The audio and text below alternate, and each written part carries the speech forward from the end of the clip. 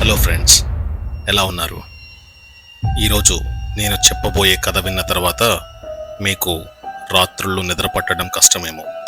విజయవాడకు కూతవేటు దూరంలో ఉన్న కొండపల్లి పేరు వినే ఉంటారు. ఆ గంభీరమైన గ్రామం వెనుక ఒక కోట గుర్తొస్తుంది కదా. కానీ ఆ కోట నీడలోనే జనసంచారానికి దూరంగా ఊరి చివర ఒక పాడుబడ్డ బావి ఉంది. దాన్ని అందరూ శపించబడిన బావి అంటారు. ఎందుకు? దాని వెనుక ఉన్న కథ వింటే మీ ఒంటి మీద రోమాలు నిక్కబొడుచుకుంటాయి. మరి కథలోకి వెళ్దామా?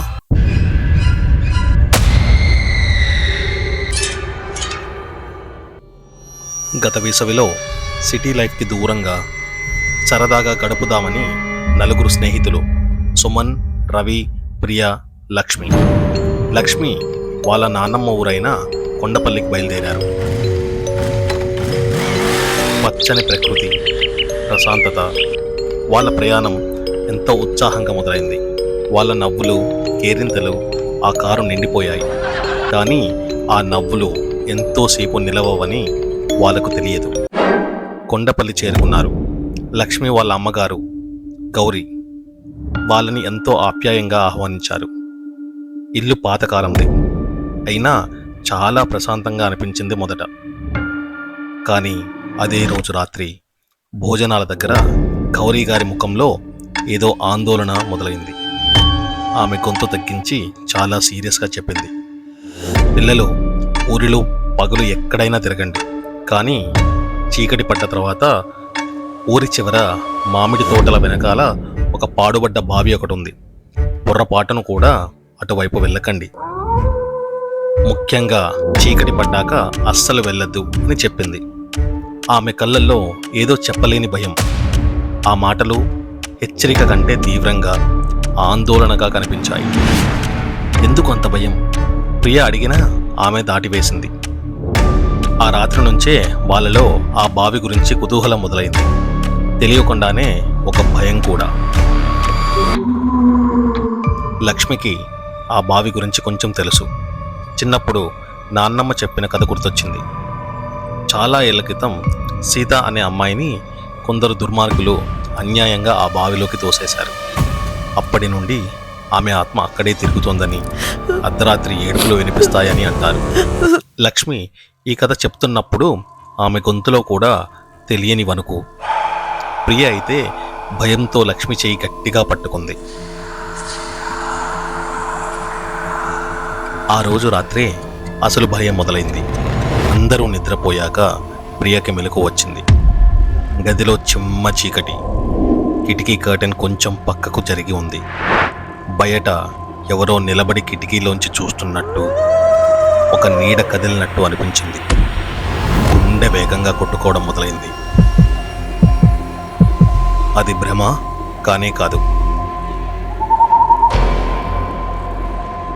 మరుసటి రోజు పగలు అంతా మర్చిపోయి ఆడుకుంటుంటే టేబుల్ మీద గ్లాస్ దానికదే జరగడం, వంటగదిలోంచి వస్తువులు పడిన శబ్దం, సాయంత్రం తలుపులు వాటంతటవే గట్టిగా కొట్టుకోవడం. ఇంట్లో ఏదో ఉంది. ఏదో అదృశ్య శక్తి వాళ్ళ ఉనికిని తెలియజేస్తుంది. గౌరీ గారి ముఖంలో కంగారు చూస్తే అర్థమైపోయింది. ఆమెకు ఇదంతా కొత్త కాదు. ఇక వాళ్ళు ఉండబట్టలేకపోయారు. గౌరీ గారు ఎంత వద్దన్నా ఆ భయం వెనుక ఉన్న రహస్యమేంటో తెలుసుకోవాలని నిర్ణయించుకున్నారు. ఆ బావి దగ్గరికి వెళ్ళాలని. అదొక పెద్ద తప్పు అని వాళ్ళకి అప్పుడు తెలియదు.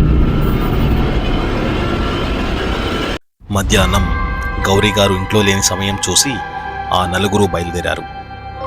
ఊరి చివరికి, ఆ పాడుబడ్డే బావి వైపుకి. అడుగులు వేస్తున్న కొద్దీ వాతావరణం మారిపోవడం మొదలైంది. గాలి ఆగిపోయింది. పక్షులు కిలకలారావాలు లేవు. ఏదో అపశకునం లాంటి నిశ్శబ్దం. మొత్తానికి ఆ బావి దగ్గరికి చేరుకున్నారు. ఆ బావిని చూడగానే వెన్నులో వణుకు పుట్టింది. పిచ్చి మొక్కలు, పాకుడు పట్టిన రాళ్ళు, బావి లోపల నీళ్లు, అబ్బా, నల్లగా చిక్కగా అడుగు కనపడనంత లోతుగా ఉన్నాయి. ముక్కుపుటాలకు ఏదో కుళ్ళిన వాసన. ప్రియా వణుకుతూ, వద్దురా, వెనక్కి వెళ్ళిపోదాం అంది. కానీ వాళ్ళ స్నేహితులెవ్వరూ ఆమె మాట వినలేదు. అప్పుడే అది మొదలైంది. బావిలోంచి ఒక్కసారిగా చల్లటి గాలి సుళ్ళు తిరుగుతూ పైకి వచ్చింది. మామూలు చలి కాదు అది, ఎముకలు కొరికే చలి. అదే సమయంలో స్పష్టంగా ఒక ఆడగొంతు గుండెలు పగిలేలా ఏడుస్తున్న శబ్దం వినిపించింది. అది దగ్గరవుతోంది, వాళ్ళ చుట్టూనే తిరుగుతున్నట్టు. విన్నారా? సుమన్ గుసగుసగా అన్నాడు. అందరూ భయంతో బిగుసుకుపోయారు. వాళ్ళు భయంతో బావిలోకి చూస్తుండగా ఆ నల్లటి నీటి మీద క్షణకాలం తెల్ల చీరలో ఒక అమ్మాయి నీడలా కనిపించింది. కళ్ళ ముందే మాయమైపోయింది. లక్ష్మి నోట మాట రాలేదు. అంతలోనే ఘోరం జరిగిపోయింది. బావి నీటిలోంచి పాలిపోయిన సన్నటి ఒక చెయ్యి మెరుపు వేగంతో పైకి వచ్చి నేరుగా ప్రియ కాలుని పట్టుకుంది.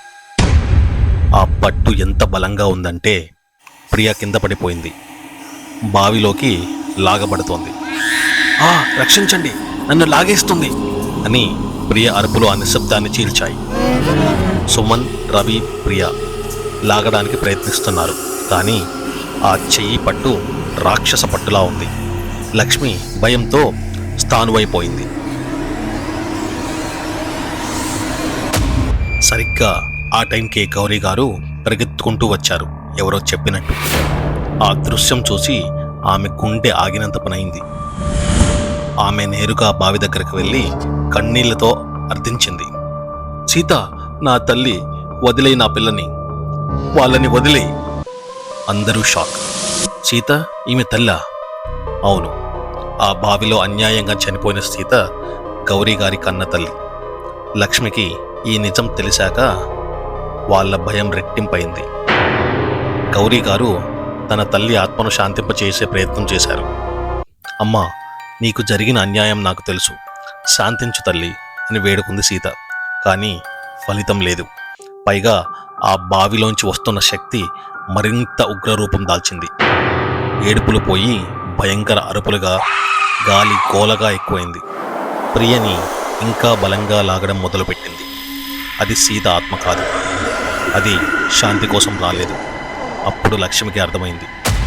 ఆమె కళ్ళు మూసుకుని తన అమ్మమ్మను తలుచుకున్నప్పుడు అది సీత ఆత్మ కాదు, ఇంకేదో ఒక దుష్ట శక్తి సీత ఆత్మను బంధించి ఆమె బాధను ఆయుధంగా వాడుకుంటూ అందరినీ భయపెడుతోంది. అప్పుడు అమ్మా, అది అవ్వ కాదు, ఇంకేదో శక్తి ఉందక్కడ అని లక్ష్మి అరిచింది. ఇప్పుడు వాళ్ళ ముందున్నది కేవలం ఆత్మ కాదు, ఒక అసలైన క్రూరమైన దుష్టశక్తి. దాన్ని ఎలాగైనా ఎదుర్కోవాలి. నలుగురు స్నేహితులు, గౌరీ గారు ఒకరికొకరు చేతులు గట్టిగా పట్టుకున్నారు. భయాన్ని పక్కన పెట్టి తమ స్నేహాన్ని, ధైర్యాన్ని, ప్రేమను ఒక కవచంలా మార్చుకున్నారు. వాళ్ళంతా కలిసి ఆ బావి వైపు తమ పాజిటివ్ ఎనర్జీని పంపడం మొదలుపెట్టారు. అదొక భయంకరమైన పోరాటం. ఒకవైపు ఆ దుష్టశక్తి అరుపులు, భయానిక రూపాలు, మరోవైపు ఈ ఐదుగురి సంకల్ప బలం. నెమ్మదిగా ఆ దుష్టశక్తి బలహీనపడడం మొదలైంది. అరుపులు, కేకలు తగ్గాయి. ప్రియను పట్టుకున్న చెయ్యి పట్టు సడలింది. చివరికి బావిలోంచి ఒక ప్రకాశవంతమైన వెలుగు పైకి వచ్చింది. ఆ వెలుగులో సీత ఆత్మ శాంతంగా విముక్తి పొందినట్టు కనిపించింది.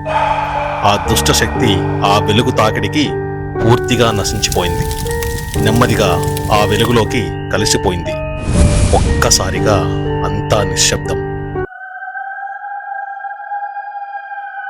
ప్రియ సురక్షితంగా బయటపడింది. గౌరీ గారి కళ్ళల్లో ఇన్నేళ్ల బాధపోయి ప్రశాంతంగా కనిపించింది.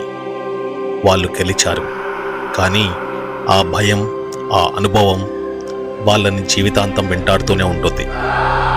కొండపల్లి రహస్యం వీడింది, కానీ ఆ బావి ఇంకా అక్కడే ఉంది, తనలో ఎన్నో భయంకరమైన జ్ఞాపకాల్ని దాచుకొని. సో ఫ్రెండ్స్, చూశారు కదా, ఈ కథ మీకు ఎలా అనిపించింది? నిజంగా జరిగిన సంఘటన ఆధారంగా అల్లుకున్న ఈ కథ మిమ్మల్ని భయపెట్టిందా? మీ అనుభవాలని కింద కమెంట్స్లో చెప్పండి. ఈ వీడియో మీకు నచ్చితే లైక్, షేర్ అండ్ సబ్స్క్రైబ్ చేయడం అస్సలు మర్చిపోకండి. మర్చిపోకుండా మా ఛానల్కి సబ్స్క్రైబ్ చేయండి. మరో ఒళ్ళు కగురు పొడిచే కథతో త్వరలో మీ ముందుంటాను. అప్పటి వరకు జాగ్రత్త. ముఖ్యంగా పాడుబడ్డ బావుల దగ్గరికి వెళ్ళేటప్పుడు మర్మ కథలు, భయం ఒక్కటే నిజం, మిగతాదంతా మీ ఊహ.